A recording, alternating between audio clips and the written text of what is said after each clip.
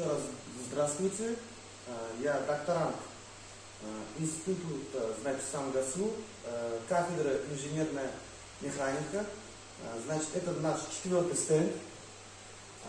Представим вашему вниманию.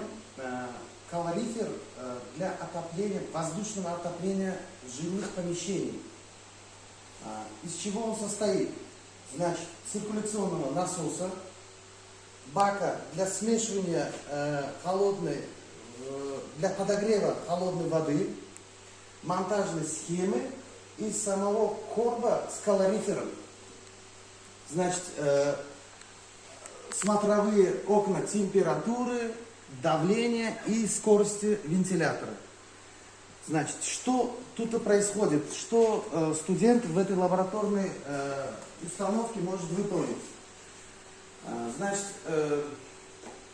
замеряет он скорость ветра, потока ветра с нашими устройствами. Сейчас я вам покажу.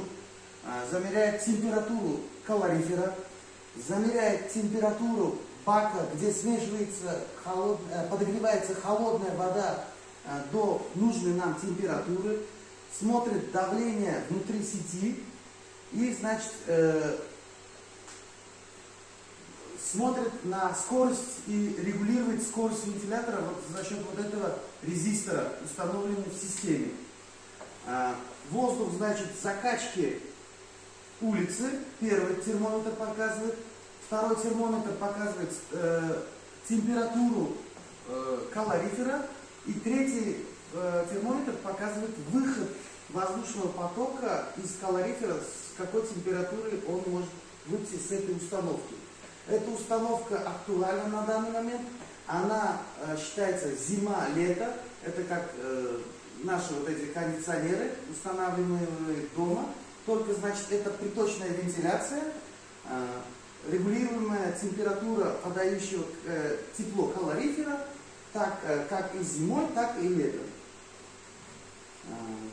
Что еще?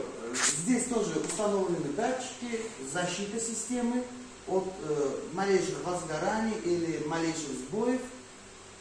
Все контролируется, значит, внутренним таким процессором, маленьким компьютером в этой системе.